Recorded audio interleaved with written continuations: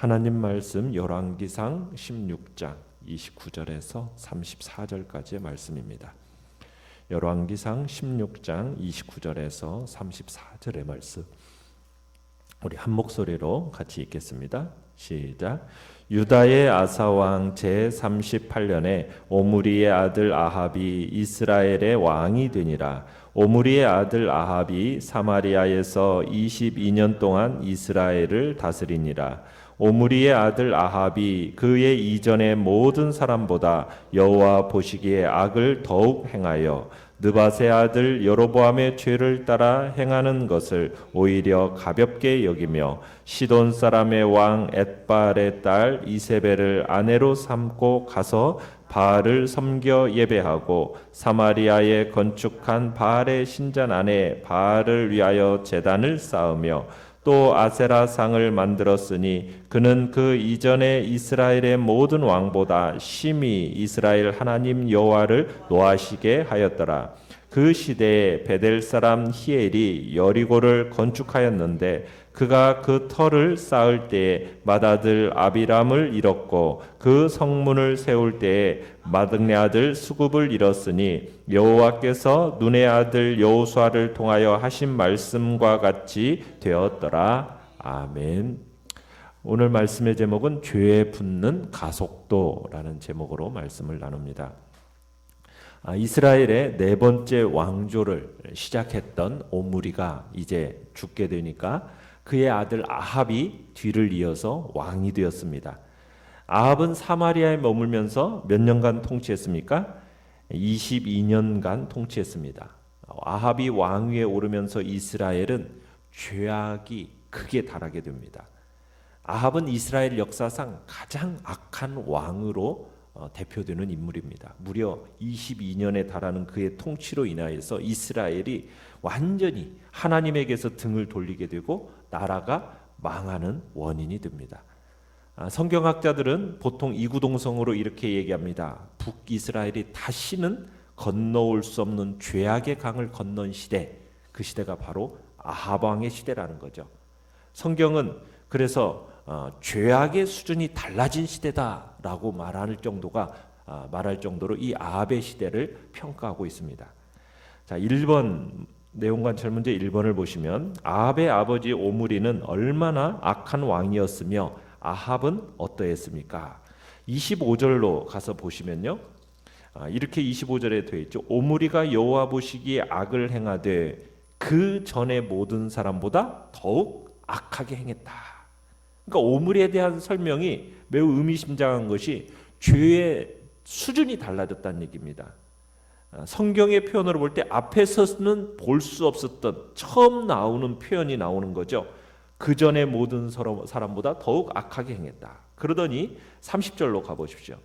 아합에 와서는 또다시 어떻게 보면 획기적인 죄악의 업그레이드가 이루어지는데 오므리의 아들 아합이 그의 이전의 모든 사람보다 여호와 보시기에 악을 더욱 행했다. 이렇게 평가를 내리고 있다는 얘기입니다. 자, 내용관찰 문제 2번을 보시면 아합은 어떤 일로 하나님을 심히 노하시게 했습니까? 자, 이런 아합의 악한 통치에 대해서 오늘 성경의 본문은 세 가지로 묘사를 해놓고 있는데요. 첫 번째는 아합은 이스라엘 왕국의 악한 시조 여로보암의 죄를 어떻게 했다? 오히려 가볍게 여겼다고 그래요. 가볍게 여겼다.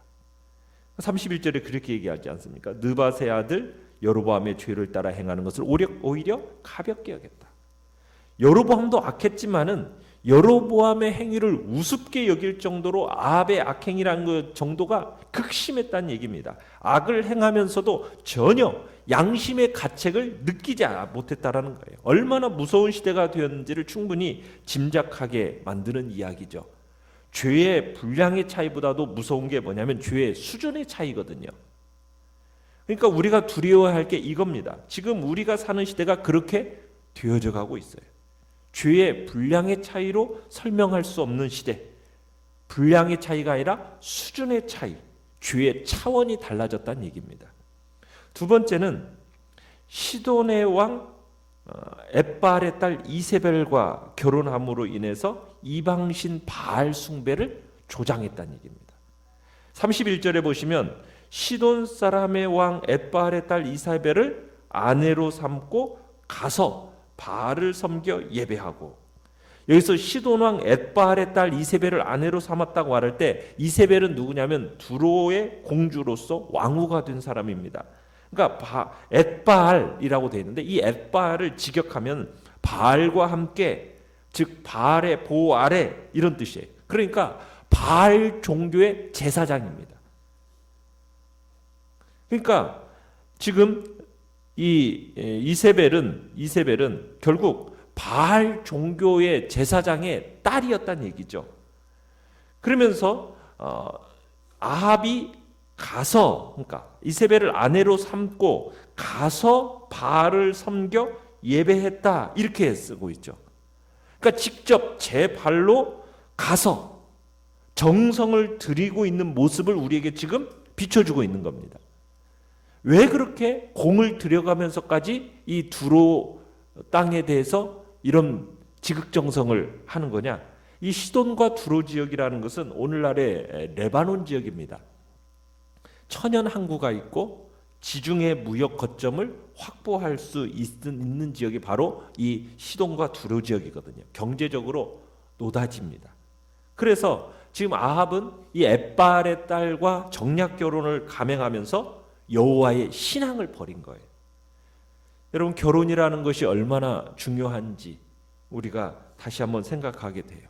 이 결혼으로 인해서 아합은 본격적으로 바알 신을 섬기게 되고 이세벨이 부채질해 가지고 결국 이스라엘은 영적으로 회복할 수 없을 정도로 타락에 빠져들게 되거든요. 이 이세벨과의 결혼을 계기로 해서 이스라엘에는 댐이 터진 것과 같은 세속의 정신, 욕망의 정신이 물밀듯이 밀려오게 된 겁니다.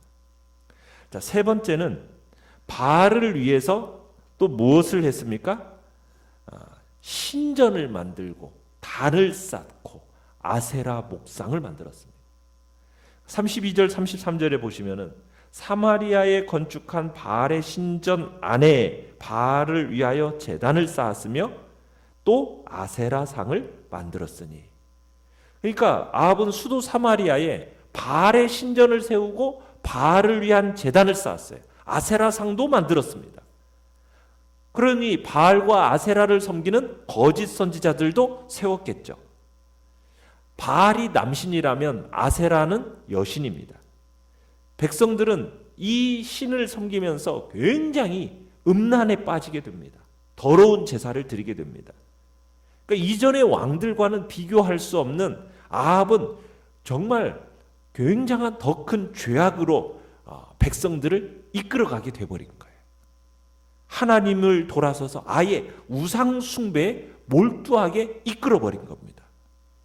그러니까 여로보암을 비롯한 이전의 왕들은요, 하나님과 이방신들과 함께 섬겼어요. 그에 비해서 아합은 아예 하나님으로부터 완전히 돌아서 가지고 이방신만 섬기는 자리에까지 지금 가게 된 겁니다. 그러니까 이스라엘이 완전히 지금 바알 정신으로 둘러싸인 형국이 된 거죠. 하나님이 백성들이 가지고 있었던 최소한의 이 영적인 감각마저도 죽어버리게 되는 겁니다. 이전의 모든 왕들을 능가하는, 하나님을 정면에서 대적하는 행위가 지금 벌어지고 있는 겁니다. 성경은 이스라엘의 역대 왕들 중에서 아합처럼 지금 하나님의 진노를 이렇게 크게 격발시킨 왕은 없었다, 지금 이렇게 평가를 내리고 있습니다. 아합은 이 정도라고 하면 이 시대를 살아가는 이스라엘 백성들은 어떻겠습니까? 백성들도 한통속이 되어버렸어요. 하나님의 말씀을 귀담아 듣지 않게 됩니다. 이게 이제 열왕기 기자의 어떻게 보면 주장인데, 아합의 정책을 그대로 다 따라가는 거예요. 자기 행복 추구에만 눈이 먼 겁니다. 악한 우상 숭배, 이 바알 숭배에 지금 휩쓸려 다닌 겁니다. 여호와를 배반하고 악을 행하는 거예요. 지금 이게 이스라엘의 풍조가 되어버리고 있어요. 하나님에 대한 도전이 이제는 나타납니다. 그 주제넘은 사악함이 이 절정에 달한 모습을 34절에서 보여주고 있어요. 그 34절이 어떤 내용입니까? 히엘이라는 사람이 나타나서 여호수아가 전에 경고했던 그 예언을 무시하고 여리고성을 재건하게 됩니다. 정말 뻔뻔스러운 일입니다. 자, 우리 3번 연구학 묵상 문제 3번을 보시면 히엘은 여리고를 건축할 때 두 아들을 잃게 됩니다. 이는 어떤 저주에 근거한 것이며 우리에게 어떤 교훈을 줍니까? 지금 여리고성은 여호수아가 가나안 정복 때 그 성의 모든 것을 다 철저하게 진멸하지 않았습니까? 그러면서 뭐라고 선포했습니까? 누구든지 다시 이 여리고성을 쌓는 자는 어떻게 될 거다? 여호와 앞에서 저주를 받을 것이다. 그러면서 그 저주의 내용도 상세하게 했었는데, 기초를 쌓을 때 장자를 잃을 것이고 문을 세울 때 마지막 아들을 잃으리라, 이렇게 저주를 했었어요. 이 저주의 말 때문에요, 아무도 하나님께서 저주하신 여리고성을 다시 세우려고 하질 않았습니다. 이 여리고성을 다시 세우는 자는 맏아들을 잃고 막내 아들을 잃을 것이다, 이렇게 생각했기 때문에 감히 이 일을 시도하려는 사람이 아무도 없었어요. 여기서 맏아들과 이 막내 아들이라는 것은 대표성을 의미하는 겁니다. 다 죽는다라는 의미예요. 하나님께서 죄악의 도성인 이 여리고를 다시 세운다라는 것은 자신에 대한 도전으로 받아들이겠다는 거예요. 그래서 지난 600년 동안요, 아무도 이스라엘에서 여리고를 다시 세울 엄두를 내지 못했습니다. 왜? 뭐 때문에 그랬어요? 하나님에 대한 두려움 때문이었어요. 이것이 어떻게 보면 이스라엘의 최소한의 신앙의 양심이었습니다. 일말에 하나님에 대한 두려움이 있었다고요. 그런데 아합 시대에 와가지고 그 하나님에 대한 일말의 두려움마저 사라져버리게 된 겁니다. 이 사건은 이 시대가 도대체 어떤 시대였는지를 단적으로 보여주는 사건이라고 볼 수가 있다는 얘기입니다. 히엘이라는 사람이 얼마나 무서운 인간이냐. 여러분, 여리고 건축 사건, 지금 여호수아가 이제 여리고를 다시 건축하는 자에게 선언한 이 저주를 의도적으로 지금 거스린 사건이에요. 하나님에 대한 공개적인 반역입니다. 그래서 여호와께서 눈의 아들 여호수아를 통하여 하신 말씀같이 되어버립니다. 어떻게 되어졌습니까? 말씀을 어기고 터를 쌓을 때 맏아들 아비람을 잃었다. 여러분, 그러면은 말씀대로 되어지니까 어떻게 해야 돼요? 중단해야 될 거 아닙니까? 이게 인간적인 상식이잖아요. 그런데 그 완악한 마음이 끝이 없는 거예요. 그러더니 문을 세울 때 막내 아들 수급을 잃었다. 장자와 막내를 잃었다. 이 의미는요, 단지 두 아들 잃었다, 이런 의미라기보다는 자식 모두를 잃었다라는 표현이 나왔습니다. 그러니까 히엘은 자신의 막내 아들이 죽어가는 순간까지 자신의 고집을 굽히지 않았다라는 거예요. 무서운 겁니다. 이건 단지 히엘의 개인적인 문제만일까요? 아닙니다. 이건 그 시대를 비추는 자화상이에요. 굽히지 않는 죄의 욕망, 고집과 아집의 시대. 가장 무서운 사람이 어떤 사람입니까? 돌이키지 않는 사람입니다. 굽히지 않고 망할 소신대로 끝까지 밀고 가는 사람이, 그런 사람이 가장 무섭고 어리석은 사람입니다. 하나님이 그어놓으신 선이 있어요. 그러면 그 그어놓으신 선을 넘어가지 말아야 되는데 아무렇지도 않은 듯이 넘어가는 겁니다. 그러다가 무서운 심판을 받게 되는 거예요. 하나님의 말씀을 존경하고 그 권위를 인정해야 됩니다. 하나님이 그으신 그 선을, 금을 함부로 넘어가서는 안 되는 겁니다. 그런데 지금 이 아합의 시대는 그 일말의 두려움마저도 없어진, 하나님이 그으신 선을 그냥 넘어가 버린 그런 시대였음을 지금 보여주고 있는 거죠. 느낀 점 4번을 보시면 우상 숭배를 하며 하나님께 불순종한 여로보암의 죄를 가볍게 여기는 아합을 볼 때 어떤 생각이 듭니까? 여러분, 죄라는 것은 가속도가 붙어요. 죄에 죄를 더하는 현상이 나타납니다. 죄라는 것이 그래요. 한번 선을 넘어가면은 그 다음부터는 그 선을 넘어가는 것이 쉬워요. 그래서 죄를 가볍게 여기면서 죄를 짓는 겁니다. 우리에게 있어서 죄라는 것은요, 가벼운 게 없습니다. 대소로운 죄 없습니다. 우리는 죄에 대해서는 심각하게 받아들여야 돼요. 심각하게. 몸서리치도록 싫어해야 됩니다. 예수 그리스도의 십자가를 바라보면서 그 죄악이 얼마나 무서운지 끔찍한지 우리는 그 십자가 위에 달리신 예수 그리스도를 생각하면서 그 죄에 대한 몸서리치는 그 혐오를 우리의 마음속에 가져야 됩니다. 왜 이렇게 이스라엘 백성들이 그렇다면 죄에 대해서 가볍게 여기게 되었을까요? 그건 다름 아닌 말씀이 빈곤했기 때문입니다. 이스라엘 백성들은 하나님의 제도에 의해서 사는 생활이 없었어요. 하나님이 지키라는 모임을 지키지 않은 상태였습니다. 1년에 3번씩은 예루살렘 성전에 가서 하나님을 배웠고 성소에서 제사를 지내라고 그랬어요. 그런데 이스라엘 백성들에게 있어서는 지금 그 성전으로 가는 길이 막혔습니다. 그러면서 더 이상 하나님과의 말씀의 접촉이 대단히 빈곤한 시대가 되어버린 거예요. 그러면서 악질적인 바알 종교, 괴악한 어떤 축전들, 그리고 이교의 악한 행습들이 물밀듯이 들어오게 된 겁니다. 여로보암이 가지고 있던 하나님의 말씀을 무시하는 태도, 하나님의 법을 대수롭게 여기지 않은 그 교만함이 결국에는 아합 시대에 와가지고는 하나님을 향한 일말의 두려움까지도 넘어서는 그런 일이 벌어지게 된 거죠. 그러기에 우리는 하나님께서 요구하신 바가 무엇인가? 하나님께로 가도록 길을 열어주시는 그 거룩하신 뜻, 그 길이 무엇인가? 그것을 우리는 힘써 바로 알아야 됩니다.